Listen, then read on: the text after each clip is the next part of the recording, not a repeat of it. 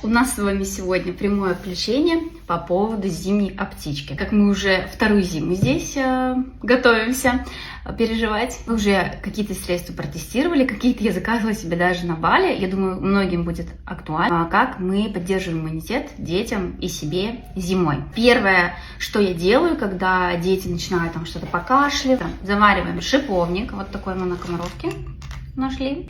Завариваем шиповник, и с утра они просыпают. Я наливаю прям стаканчик отвара, настоянного заранее, на ночь настаиваю, и они с удовольствием пьют, им вкусно, прям очень быстро все проходит, и дети себя чувствуют намного лучше. Следующее, что мы еще делаем, прям вот нужно прям сразу сос, вся бригада.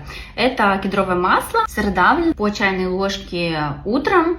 В принципе, оно довольно вкусное, поэтому дети пьют с удовольствием. Если заложен нос или сухость по ночам начинается, то нас спасают вот такие капли. Ретинол шалфейный. Шалфейный классно, когда есть кашель, потому что здесь биологически активные жирные кислоты касторового масла, очищенная вода, лецитин, натуральное эфирное масло шалфея, витамин С и витамин Е.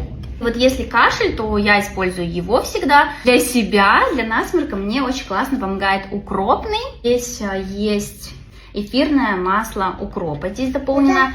Он самый ядреный по запаху и по вкусу, но мне помогает именно он. Еще у них есть вот такой масляный экстракт полярных липидов, иловых, сульфидных грязей, эпилир.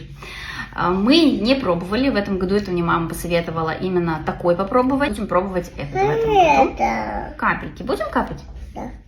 Именно у этой же фирмы, которую я раньше не любила, сейчас просто обожаю. У них есть очень классный вот такой хитозановый гель. И я его обожаю, потому что его можно использовать при любых ранках, порезы, ожоги, слизистую. В общем, очень классный на все случаи жизни. Я считаю, что в аптечке каждого это должно быть.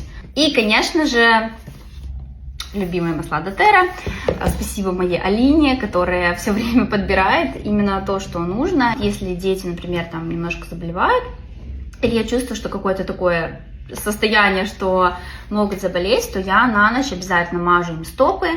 Это либо онгард смесью, которая быстрее всего и заканчивается, или лаванда, чайное дерево, лимон. Что-то из этого, смешивая с кокосовым маслом на ступни, на грудку, вместе с настоем шиповника, с кедровым маслом, намазыванию стоп, и прям дети восстановились очень быстро. Вот такие средства мы использовали прошлой зимой и планируем использовать этой зимой. Надеюсь, вам это было полезно, возьмете себе что-то на заметку.